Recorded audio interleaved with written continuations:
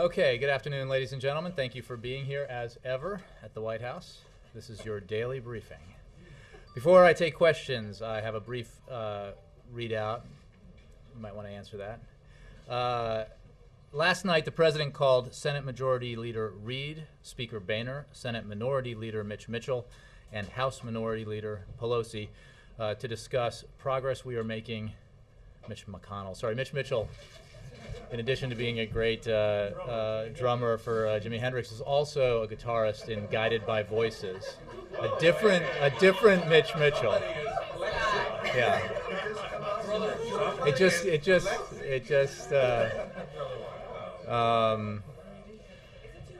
Let's motor on here.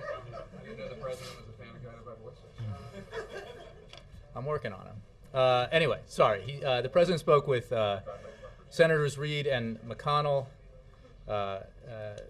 Leader Pelosi, and Speaker Boehner to discuss progress we are making in negotiations to find a balanced approach to deficit reduction.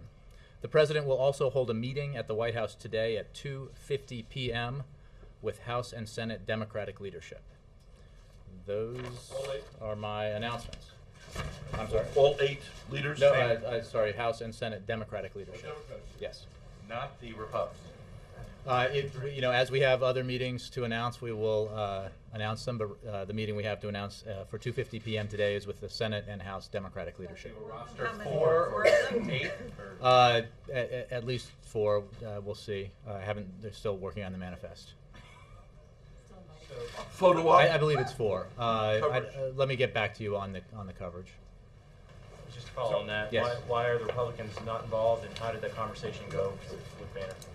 I'm not going to read out the individual conversations except to say that they were obviously useful and productive. We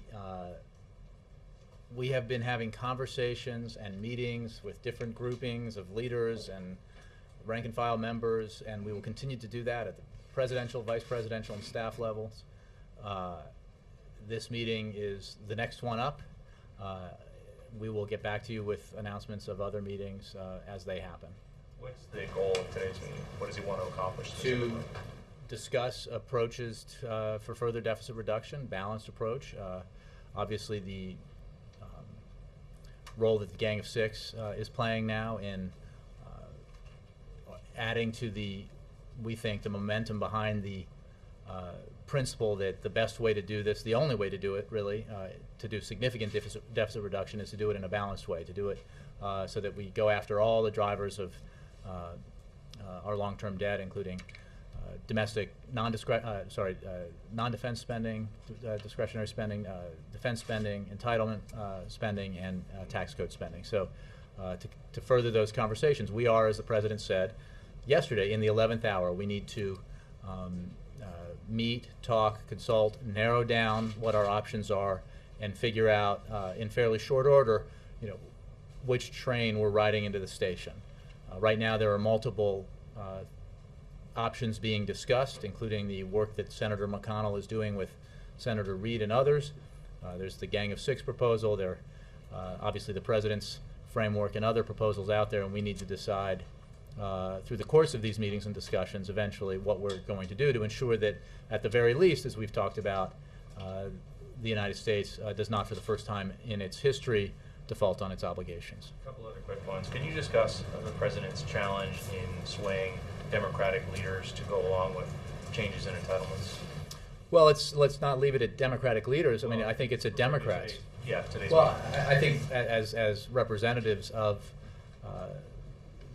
the Democrats in both the House and the Senate, this is an important point that you raised, because while we have certainly spoken a lot about and made clear that we believe Republicans need to be willing to compromise, need to accept that they won't get 100% of what they want, and that this is a two-party system in a divided government, and that requires compromise and bipartisan cooperation in order for big things to get done. The same is true for Democrats. And what the point the President has been making both in public and in private in these meetings is that he is willing to take political heat in order to argue successfully, he believes, to his fellow Democrats that we need to make some tough choices in order to ensure that we can reduce our deficits, get control over our debt, precisely because that is the best thing for our economy, and it allows us to continue to make the absolutely necessary investments we need to make in education, in research and development, and in infrastructure to allow the economy to continue to grow. So that's the case he has been making to Democrats and will continue to make. And lastly, I know that you've gone over this debate about the real deadline, considering Congress's timetable to move legislation. Can you explain how it's possible, or when do you run out of time to get something as big as a Gang of Six piece of legislation through? Aren't we there? Well, I would point you to the comments that the OMB director made over the weekend, that there is still time if everyone's serious and committed to achieving a big deal. Obviously, time is running short. And in terms of the deadlines we've talked about, August 2nd is a real and fast deadline.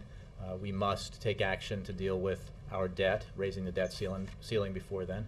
But there is still time to do something significant if all parties are willing to compromise, because the parameters of what that might look like are well known, especially to the participants in the negotiations the president oversaw last week. And going back to, because I may get the question, is it July 22nd? Is it the 23rd? You know, this is again an estimate about what it takes to move something through Congress. There is the almost, the sort of ineluctable modality of the way that Congress works, that you have to accept that things can't turn up and be voted on and reconciled, and all the things that need to happen all in one day. So you need to move back from August 2nd from there. But it's hard to guess, and we'd leave it up to the leaders of Congress to provide their best estimates rather than us. To buy yourself some time, are you going to have to go with the McConnell plan or a short-term deal so you can, take a little more time to negotiate the broader package? Well, we are, as you know, supportive of the efforts by Senators McConnell and Reid to craft a fallback provision solution that ensures that we take the necessary action on the raising the debt ceiling. And when I was talking about which train we're going to ride into the station, right now there are multiple trains heading towards the station. We have to decide, and some of them may continue up to the last moment, because we need to be sure that that fail-safe option is there, even as we pursue aggressively the possibility of doing something bigger. The president has been clear that he will not support a short-term extension of the debt ceiling. There is no reason why we cannot come together now and get something significant done. So what we mean by that is we would not support a short-term extension absent an agreement to a larger deal. That's not acceptable. Obviously, if both sides agree to something significant, we will support the measures needed to finalize the details of that. But as you saw, and I'll go back to what I just said a minute ago, Jack Lew over the weekend made clear that because we know what we're talking about here, if there's a willingness, and we believe there's a growing willingness on Capitol Hill, if there's a willingness to do something significant and comprehensive and balanced, we can get that done within the time frame and by the deadline of August 2nd. Let me ask you briefly about Libya. The French are saying that Gaddafi could stay in power, or could stay in Libya if he gives up power. Is that something the U.S. would support? The United States' position has always been that Colonel Gaddafi lost his legitimacy to lead, and that he needs to be removed from power, or remove himself from power. It is up to the Libyan people to decide what his future is beyond that. I mean, so it's not for us to say. The issue here is that he needs to step down. He's lost his legitimacy. He is increasingly isolated, not just from the world, but from his own country. The opposition has made significant progress. The international community, together with the United States, is taking the steps necessary to recognize the TNC as the provisional government, and with the aid of doing that, freeing up funds for the opposition to use, the TNC to use. In so many ways, the Gaddafi regime's running out of fuel and cash. I mean, there's so many ways that he's really running out of time. So the issue here is removing himself from power, no longer being a threat to the people of Libya, and then it's up for the Libyan people to decide their own future, including what that means for Gaddafi if he's not out of the country. If he stays in the country, you're not going to quibble with that as long as Well, it's not again, this is for the power. Libyan people to decide. What our position is quite clear about his retaining power and, or rather, giving up power and no longer being a threat to his people. Jake. Does the White House have a position, now that you've had a chance to review it, on the Gang of Six plan beyond the general support for its principles that the President discussed yesterday? Well, what I would say is that, again, as I said yesterday, it represents significant, broad support along the lines of the approach that the President took. There are, as we look at the provisions within it, and as you know, there was some level of detail provided and more coming. It's possible we may not agree with every aspect of their approach, but the issue here isn't which piece of paper will be the final piece of legislation, because that's going to be up if the decision is made that we're going to take a bipartisan approach, that we're going to take a balanced approach. The framework that the President put forward, that the Gang of Six has now put forward, that Simpson and Bowles Commission has put forward, and others, are all available to create a process that produces a piece of legislation that we believe a majority in Congress would support, and certainly the American people would support, and the President would sign. The details of that obviously would have to be worked out. But the frame here, savings out of the tax code, savings out of from entitlement reform, significantly reduced non-defense discretionary spending, reduced defense spending that's done in a way that protects our national security. This is the way to go about it, and that's how you get to the $3.5 trillion and above savings over 10 years that we've talked about and that the Gang of Six is talking about. So as long as there's political will, the details, there's enough substance out there now for a package to be crafted. And I think I would note that one of the things that either Speaker Boehner or his spokesperson said last night was that there was some similarity between what the Gang of Six had put forward and what the President and the Speaker had been talking about when they were looking at the possibility of achieving a grand bargain. So again, that's the we agree with that assessment, and if the will is there, we can get down to negotiating the details. So you don't have, so there's no change? I don't have a specific provision of the Gang of Six's proposal to declare from here that we accept or reject. The overall approach we definitely accept. And as you know, others, including the Speaker of the House and the President of the United States, have been having discussions about what a grand bargain would look like concretely. So there is a framework with details that has already been worked on. That this helps propel or create momentum behind the possibility that we could actually move in that direction. If It may, become legislation, Mhm. would the President sign it? Well, again, I'm not going to make a declaration about the specifics of what the Gang of Six has put forward, in part because all the details aren't even known yet. This is not a piece of legislation, not even written as a bill, so we would not issue a statement of administration policy or make a declaration about whether the President would sign it based on an outline. What he does wholly support is the approach that they've taken, because he believes it's the right approach. It's the approach that overwhelmingly we've seen now the American people support, Americans who are both Democrats and Republicans and Americans who are independents. They all support this kind of approach. So we find that very encouraging. What reason do you have, or does the President have, to be optimistic that the House Republicans or the House of Representatives in general can muster a majority vote for anything other than the cut, cap, and balance bill? The reason to be optimistic is that the members of the House of Representatives were elected by the American people, by their constituents in their districts. And if they listen not just to the loudest voices, especially those in special interest groups, who argue that they should or shouldn't do one thing, but take into account the views of all of their constituents, we believe that a majority in both houses would support a balanced approach. And in the end, listening to the voices of the people who elected you, who sent you to Washington, is really what you're supposed to do and what this is all about. And we believe that there are some signs, certainly many signs of a growing willingness to consider this approach among Democrats and Republicans, and that's a positive thing. We obviously understand that the political dynamics in the Congress are pretty complicated. And we're a step removed from it, but keen observers of it.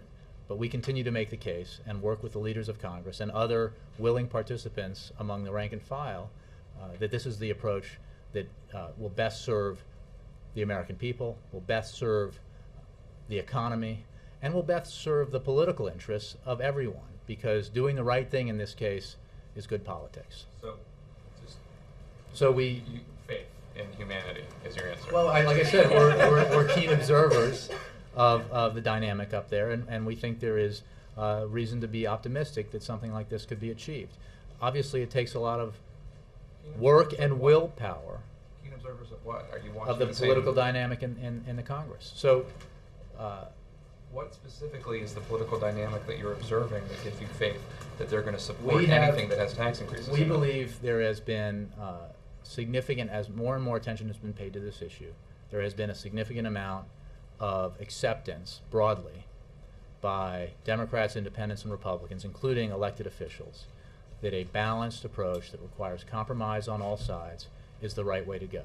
Now, we continue to push for the biggest deal possible, and that would include a balanced approach. We are also pragmatic and realistic and committed to the notion that we absolutely must take action before August 2nd in order to not create a situation where the United States could default on its obligations. Therefore, we are pursuing as well, even as we pursue the bigger prize, we are working with Congress to ensure that there is a mechanism by which we simply raise the debt ceiling, or raise the debt ceiling and do something much smaller than the grand bargain.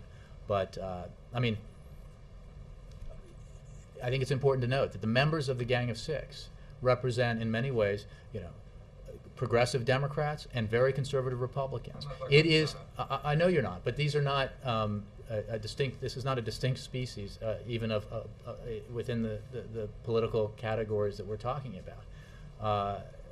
And we have a little faith in the capacity of our elected leaders in Congress to hear what the American people are telling them, hear what their colleagues are telling them, and hopefully create majorities within both houses to do the right thing. Thanks.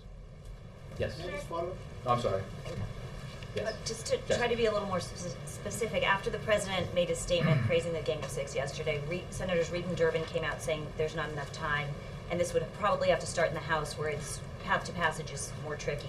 McConnell was noticeably, decidedly silent, and Leader Cantor was critical of its revenue component, very critical. So you keep saying if there's the will. Does the White House think there is the will to pass this in the Senate, in Congress? We think there should be and there could be, but I'm not laying bets that it's going to happen. But we would be, it would be a failure of leadership to simply give up because the odds aren't overwhelmingly in our favor. And that would be true if it were the right thing to do, even if the majority of the American people didn't think it were the right thing to do, if we firmly believed it was. In fact, the president firmly believes it's the right thing to do, and the majority of the public believes the same thing. So we believe that we continue to make the argument, we continue to negotiate, we continue to look at the avenues available to us to make something bigger happen, even as we very pragmatically negotiate and try to work out something smaller. Then, given that the clock is ticking and that there is this McConnell-Reid plan that seems maybe the likeliest path to get the debt ceiling raised, mechanically, what is the advantage of pushing something that seems more like a Hail Mary pass? Like, mechanically, what do you think can get done by pushing a Gang of Six? Again, I think it's important to note, and I tried to make this clear yesterday, we are not, the president has not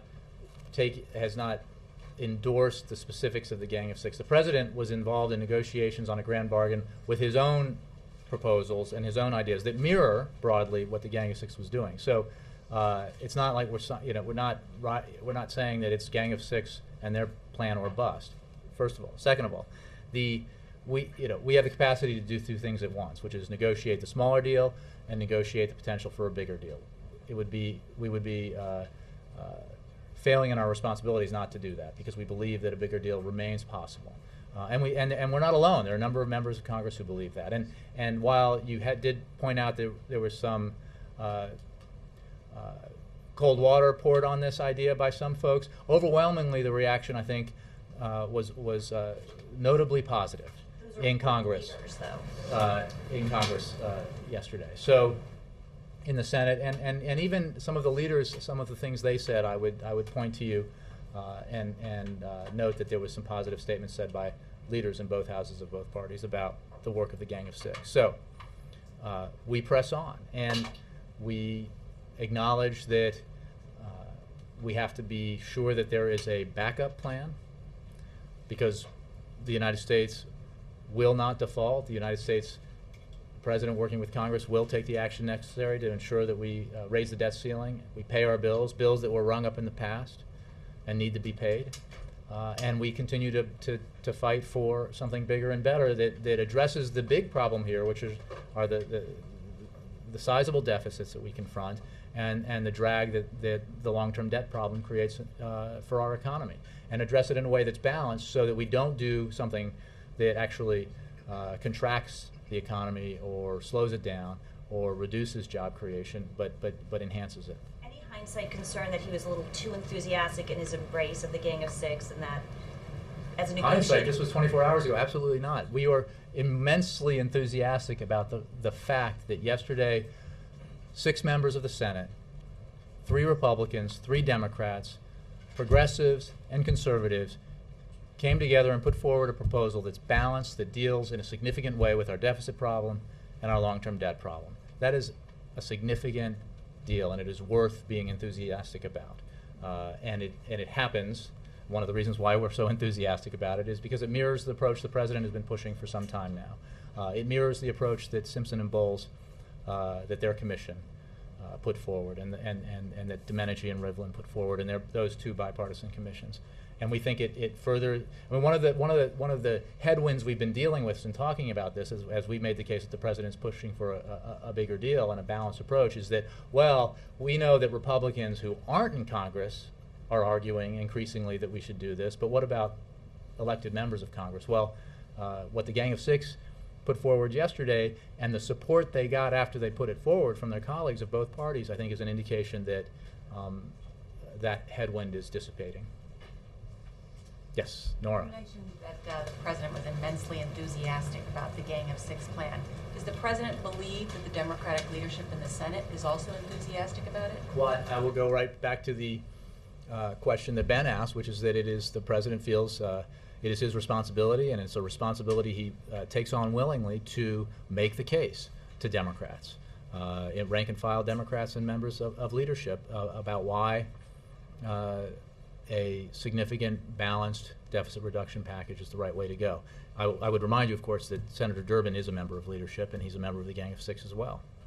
Senator Alexander, while not a member of the original Gang of Six, is a supporter of it and is a member of the Republican leadership. So is part of the meeting today first with Democrats and alone with Democrats to make the case to them to move forward on this? No, look, they will have a discussion about the potential for a big deal, potential for a medium-sized deal, and the work that's being done to ensure that there is a fail-safe fallback alternative if we are not able to reach agreement, regrettably not able to reach an agreement on a more significant deficit reduction package. So I'm sure everybody will have important things to add to that conversation. The President will continue to argue that, with both sides, that since none of this is easy, none of these votes are going to be easy for members of either party, that this is an opportunity then to go ahead and think big and try to get something significant done that actually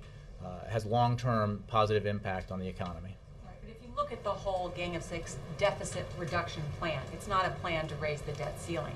That would take an enormous amount of time to do all of that, even get a bill that's put forward. So the President would accept a short-term extension alongside an agreement for larger deficit reduction with some triggers? Well, let me turn it around a little bit. If both sides agree to something significant, we will support the measures needed to finalize details.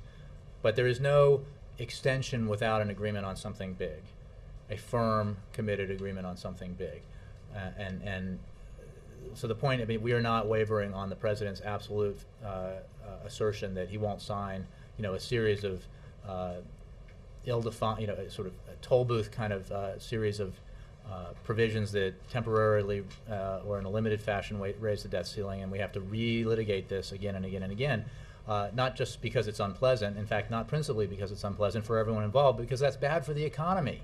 It sends the wrong signal to everyone around the globe about Washington's capacity to deal with its fiscal issues.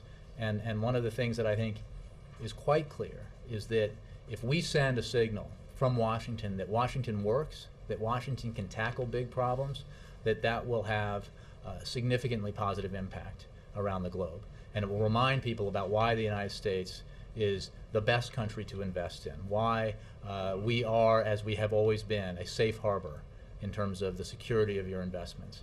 And that's an important signal to send, so we look forward to doing that. Yes, Wendell? There are only 6 or 7 Republicans in the House that haven't signed the Americans for Tax Reform pledge. As you understand the Gang of Six proposal, is it possible to support that and not violate the pledge? Well, I used to be someone who analyzed Republican Party politics for a living. I am no longer. I would simply say that what's needed here is the political will to get outside of one's comfort zone, and that's true for Democrats as it is for Republicans. And that would be required for anything that is significant in size in terms of the deficit reduction packages that we're talking about. I would note, however, that there have been some important voices who have pointed out, and some of them are elected officials in the Republican Party who have pointed out that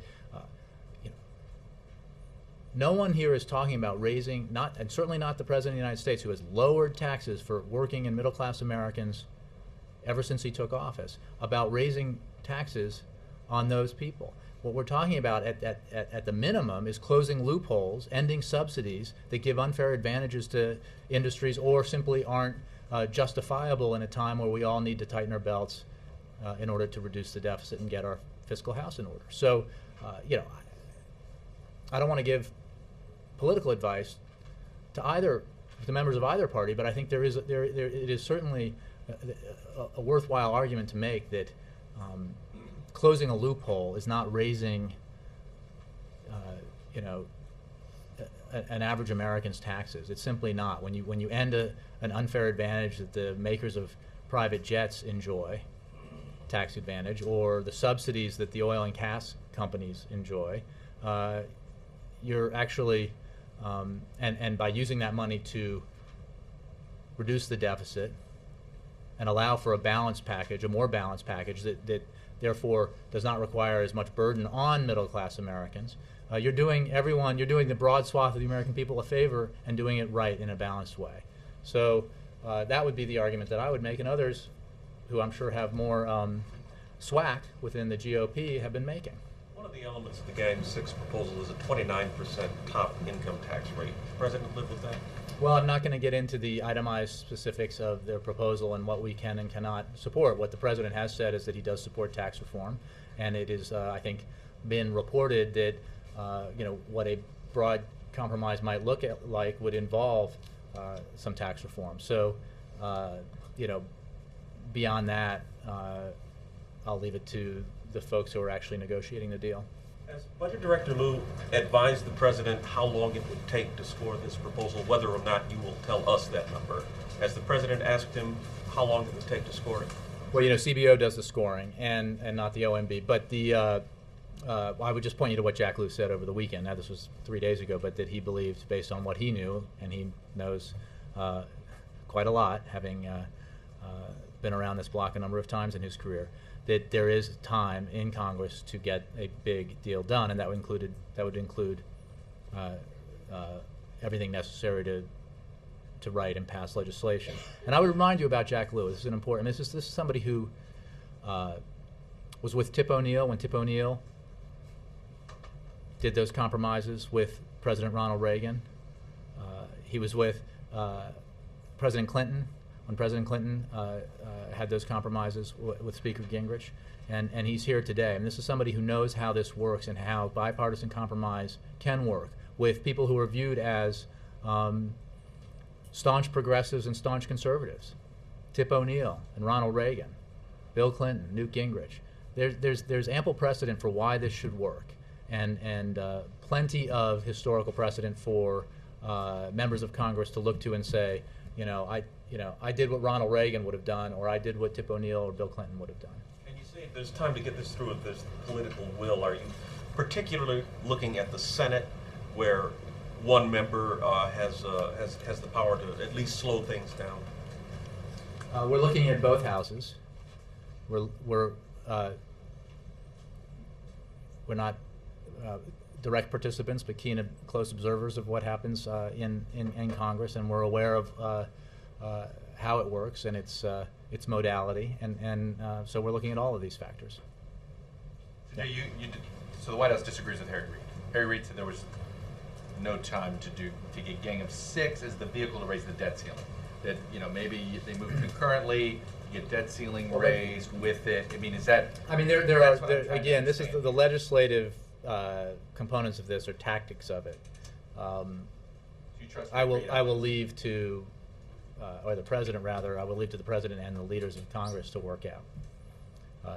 As long as we, with the understanding that obviously that we are pursuing the biggest deal possible, as well as ensuring that there is a fallback provision. There's a two-step process here. That you're going to get the debt ceiling raised, and you're pursuing this big deal, and they don't necessarily have to happen on the same day, right? You mean that they don't necessarily have to happen as all part of one bill? One legislation, assuming as I understand it, no. But I mean, there is a deadline of August 2nd, and for raising the debt ceiling, and the dynamic that's created here, that for better or worse, and we think now for better, that has linked these two, has focused attention and focused people's minds on the need to do something significant around deficit reduction as we deal with what is, while not always pleasant, a very routine thing that Congress has done every couple of years for as long as you and I have been in Washington, which is raise the debt ceiling. So we think that this is a unique opportunity and we ought to seize it. Are you concerned actually if somehow Gang of Six is used to sort of get some, enough senators, folks excited that this can get done, it gets debt ceiling raised, and then everybody backs off? Well, I would simply say that these are hypotheticals, so but we are committed to trying to get a big deal done. We have laid down some of the markers the president has about what he will or won't do in terms of raising the debt ceiling. We recognize the McConnell proposal as a potential fallback option, not a preferred option, but a fallback option, simply to get that done. And then whether things are attached to it or run parallel to it, these are all things that I'm sure are being studied by the leadership and the staff. Well, I know you're not endorsing, I guess, all components of Gang of Six. Is it fair to say he's more supportive of this Gang of Six proposal than he was Bowles-Simpson? No, I would simply say that he's supportive of the approach taken by both. And what is significant about... He's been more enthusiastic about Gang of Six than Bowles-Simpson. Well, we made clear at the time that the president agreed with many of the proposals put forward by Simpson-Bowles, disagreed with some. We embraced some of the proposals in the president's own legislative proposals, the ones that have emanated from Simpson-Bowles, including corporate tax reform, allowing the 2001 and 2003 high-income and estate tax cuts to expire, fully paying for the alternative minimum tax patch for 3 years, strengthening Social Security for the future. I mean, these are all elements that were part of Simpson-Bowles that the president endorsed right away and at the time. Well, in terms of enthusiasm, I think we're at different.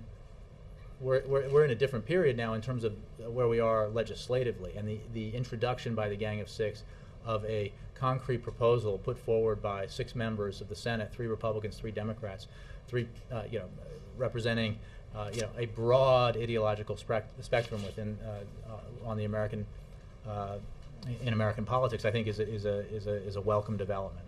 Is the president concerned that a majority of the Democratic leaders he's going to meet with are going to be against these entitlement reforms that he is putting on the table? I think the president has made clear when he's come, as he has frequently, to speak with you here, that he understands he has a responsibility and a challenge in persuading Democrats that they need to join him in making tough choices in the name of a broad, balanced approach to deficit reduction. That some of the measures he is willing to consider in terms of entitlement reform will strengthen those programs, and that in the name of a broader goal here, we need to make some tough choices. And that includes, setting aside entitlements, that includes some very tough choices in domestic discretionary spending. As the president has made clear, and he did during the CR, there are cuts that are going to be required in discretionary spending that he would not otherwise want to make, and he understands that Democrats would not otherwise want to make. There are some programs out there that are going to be trimmed if there's a deal, or cut significantly that have merit. But in a time when we're tightening our belts and we need to get our fiscal house in order, the standards are very high for what qualifies as absolutely necessary spending. And in order to allow the government to have the capacity to make the kind of necessary, absolutely necessary investments in education, technology, innovation, infrastructure, you need to cut back as much as you can in the areas where you can. Carol. I just wanted to clarify, are you saying that the president would sign a temporary debt ceiling increase if it was to allow the legislative process a little bit more time to get a deal that leaders have already agreed to? What I'm saying is that the president will not sign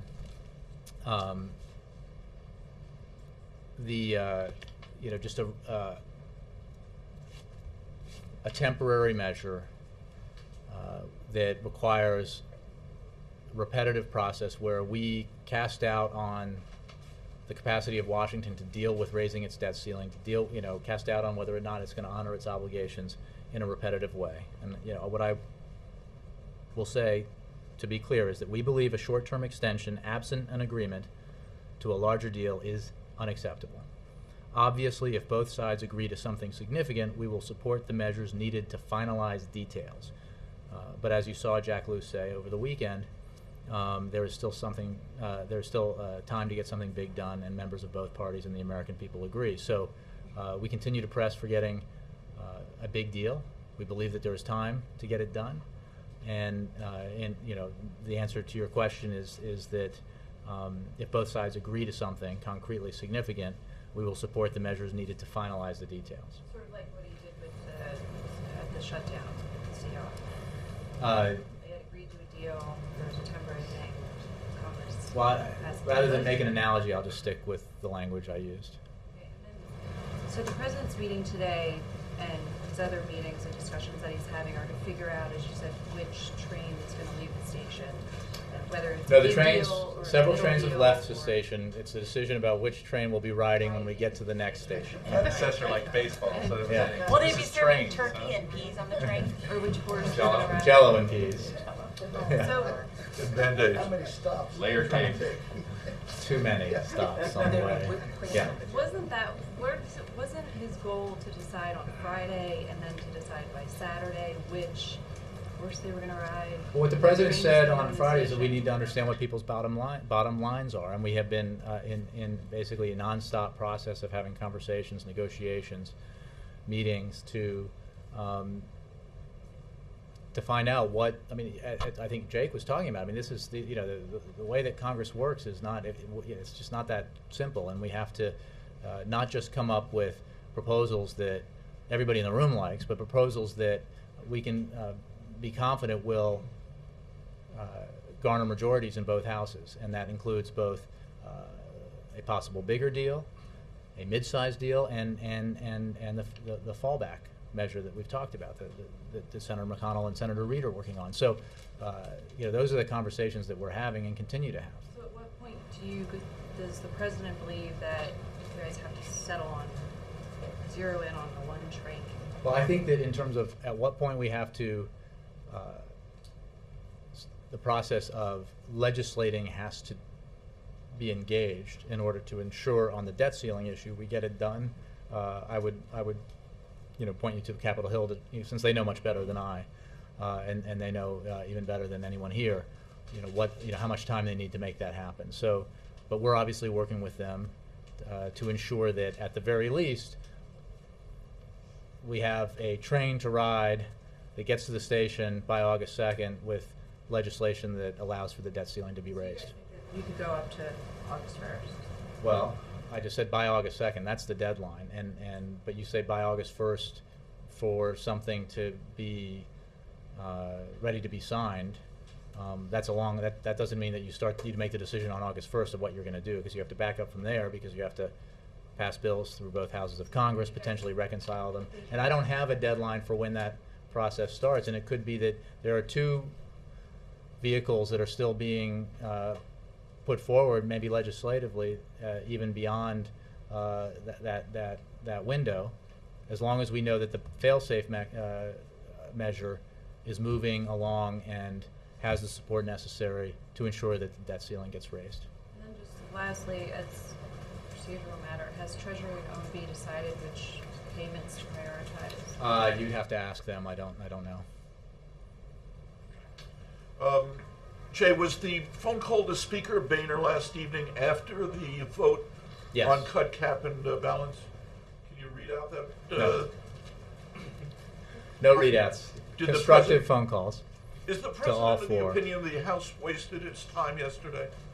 Well, I think the President spoke to this yesterday when he said he recognized what they were doing and perhaps the need for doing it, but that it was time to move past symbolic votes, and because the clock is ticking and we need to get something done that can be supported by both houses and the President. Obviously, that measure does not have the support necessary to become law. So, and everyone is aware of that. So we need to move on. Does it look to you as though any measure has the support to become law? Well, that's what I think a lot of members of Congress and members of this administration are working on now, to ensure that there are measures that emerge from this process that can become law. Yeah. Jay, as in the House, it's all about getting 218 votes. I was just wondering what is the White House doing? Would take more than 218 if we could get them. All right. What are you doing to get those 218 votes, at least on the Republican side? Or is that maybe up for discussion this afternoon? Well, I think what we've been doing has been pretty clear. We've had a lot of public activity to argue the merits of why there is no alternative to making sure the United States has the capacity to pay its bills. B, that we should be pushing for a broad, bipartisan, balanced deficit reduction bill that allows us to put our fiscal house in order and sends the right signals to the economy that allows the economy to grow and create jobs. Now, we obviously have a lot of people who work with and pay attention to Congress, but in the end, it's members of Congress who have to vote, and their leaders who will take their temperature and measure the support that may or may not be there for different proposals that are put forward. When do you think you might have Mr. Boehner down? I don't have any announcements to make on other meetings right now. We have the meeting scheduled for 2:50 p.m. today with House and Senate Democratic leaders. And one other question. But I would remind you, he spoke with the Speaker just last night, as well as the Senate Minority Leader. Another topic, the trade package. That hasn't been sent up yet, as far as I know. Is the White House still going to send the package up yet? I mean, I don't have any August, or do you think it might be slipping towards September? I don't have any updates for you. We still firmly believe that it's time to move forward with these agreements and with TAA and get it done now, because these agreements have broad bipartisan support, and there is broad recognition that they will support or either create or support up to 70,000 American jobs. So we ought to move quickly on them. But I don't have any update on the legislative minutia of how that process is going to work. Yeah. Just to clarify, the point you're making, the point that you have written down there about the short-term extension absent a significant agreement is not acceptable. I mean, you're trying to be really Want me to precise try about that. synonyms, maybe? Well, no, I just want to make sure I understand. When you say a short-term extension absent something more significant, are you talking about the McConnell fallback? Because that's short-term. Those No, are three chunks. I think I've addressed this. I'm not sure if you were here. There is a significant difference. What the McConnell bill does is allow for the extension of the debt ceiling into 2013. Right. That is obviously Don't what the consider that president short-term. has insisted be done. There are some mechanisms for political cover that require votes that will be foregone conclusions, but the debt ceiling, it will, because the whole point about extending the debt ceiling for a relatively significant amount of time is to create the kind of certainty that we need to ensure that the domestic and global economy understands that we're functioning appropriately. So the McConnell provision extends the debt ceiling Even though into you're doing it in 2013. three separate chunks. Correct, but those are, designed in a way that makes them a foregone conclusion. Okay, but what is your thinking about what pieces of the Gang of Six could be attached to some kind of a short-term deal that would make it acceptable? I mean, how would that work? If you can't, Well, let's just go- graft the whole thing onto it because it takes time to get this done. Well, look, let me remind you that the Gang of Six is an important entrant into the field here of proposals that broadly mirror what is a growing consensus and mirror what the president supports, which is taking a balanced approach. The vice president in the negotiations he led, I mean, there's a lot of road that has been traveled already in terms of identifying acceptable discretionary cuts.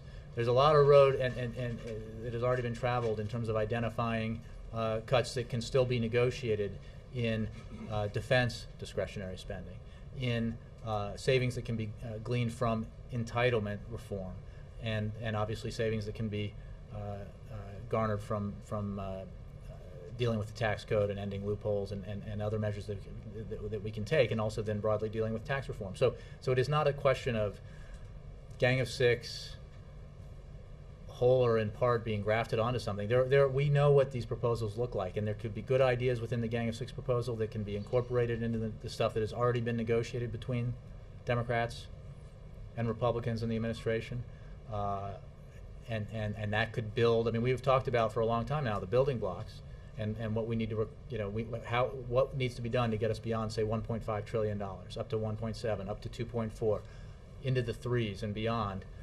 Every participant in the negotiations that were held here is aware of what is required to get there, and the compromises and tough choices that need to be made to get there. So the Gang of Six will be another example with some explicit ideas about how you do that, and really you're looking at a menu of options. And if there is the political will to do this in a balanced way, we believe it can be done.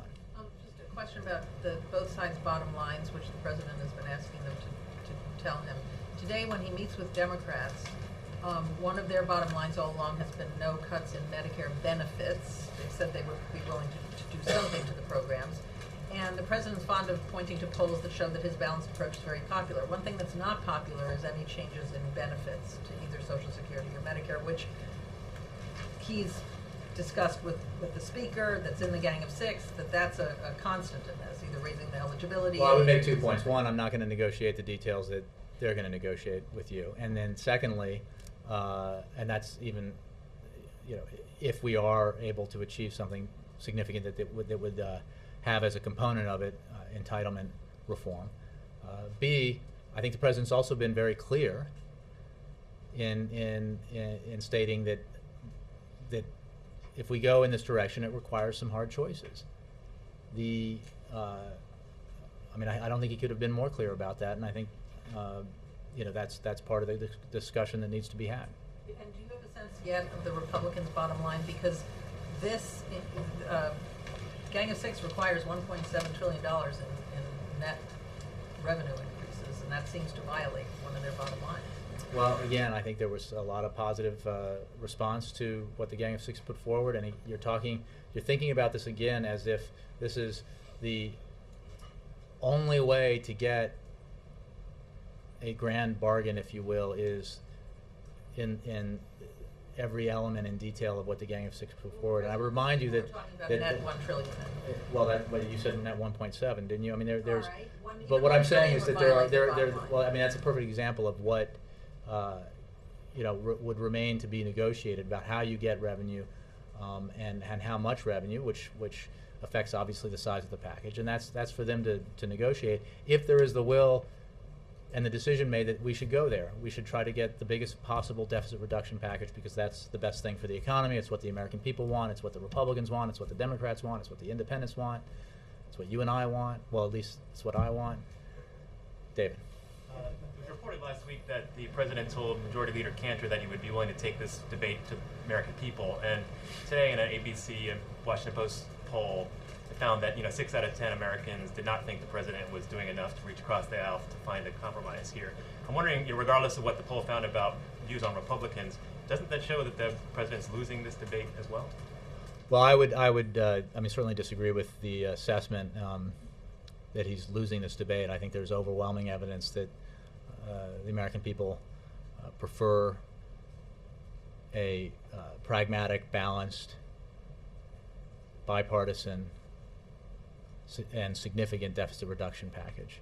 The president made clear when he's come out and spoken to you all here that the choices that would be involved in creating such a grand bargain would need to be explained and sold to Democrats and Republicans.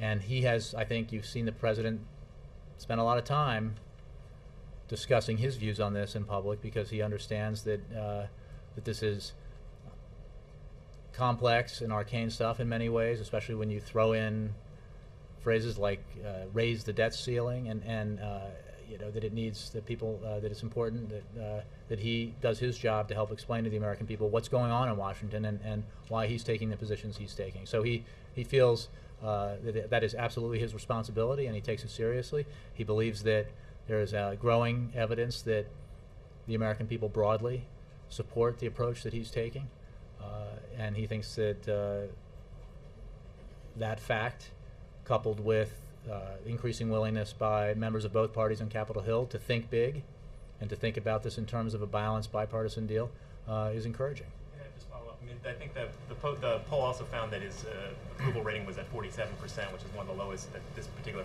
poll has found since he's taken office. Does that show that this is dragging the president down as well? I mean, this whole debate? I honestly can tell you that this is about making hard choices that are the right choices to ensure that the American economy is where it needs to be. And there's no question that even though the economy has been growing now for some time, even though we've created more than 2.1 million private sector jobs over the last however many months, we are nowhere near close to where we need to be. And that the anxiety that creates is real and justifiable. And this president is totally focused on making sure that he does everything he can to ensure that every American who's looking for a job can get a job, and he will not rest until we get to that point. That's the way he looks at it, not in terms of what his job approval rating is. Helene? Given that these polls are showing that so many Americans seem pretty fed up with the whole process, is the president... Understandably. Is the president, though, he appeared yesterday to be pretty... He seemed optimistic yesterday. Behind closed doors, though, is he showing any frustration? Is he fed up with this? I think that to the extent we had some questions about this with regard to one of the meetings last week, to the extent that the president is ever frustrated, he's frustrated or has been when he sees the potential for something historic to be achieved. It's right there, and everybody understands what it would take, and it's not that hard, because the beauty of a balanced approach is that it doesn't require draconian sacrifices by either party. It just requires a willingness to be reasonable. And his frustration with the way the process works sometimes is when he sees that possibility right there, and that doesn't see everybody reaching to grab it. His optimism, which is perpetual, is that he has great faith in the American people to understand what's happening and to send to convey to their elected officials what they think ought to be done, and he's seeing that now.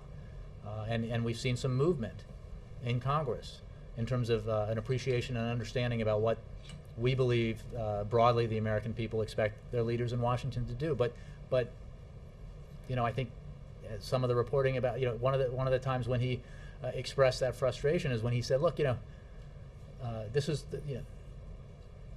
some of what's happening here is exactly why people get frustrated with Washington. It's exactly why Americans get fed up, to use your words. And here's an opportunity to show the opposite, to show that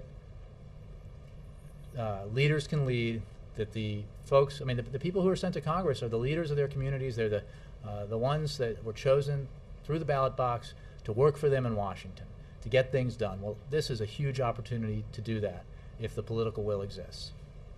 Yeah.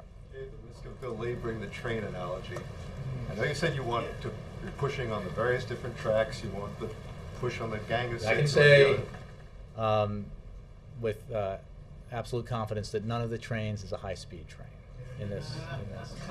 No high-speed rail here. That's not in the budget anymore. These are slow-moving trains. Yes, sir. Is there a danger that if you decide that at least for now you need to go with Plan B, you need to get something in place to eliminate, to get past the absolute deadline of August 2nd, that will inevitably result in the derailing of the grand bargain train because there's no more forcing of it? Well, that would be a shame, but let me be clear that the United States Congress will take the measures necessary to ensure that we can continue to honor our obligations and pay our bills after August 2nd. We are absolutely confident of that. Leaders of Congress have expressed the same confidence. We believe that we can get more than that, something much more significant than that within the time frame. If we do not, we are going to continue to fight for that because we have to deal with our deficits, we have to deal with our debt, and we have to do it in a balanced way. We do believe a unique opportunity has been created here that allows for action to be taken all at once, if you will, for Congress to make some very important, hard votes that will, we believe, end up paying off for the economy, for the American people. But we'll keep fighting.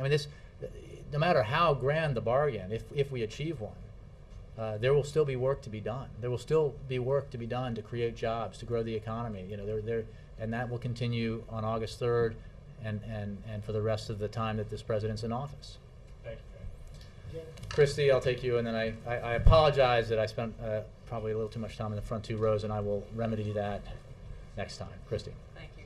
Not to belabor this point, but when you're talking short-term measures to finalize the details, are you talking hours or days? Are we potentially I'm just not going to go beyond the language.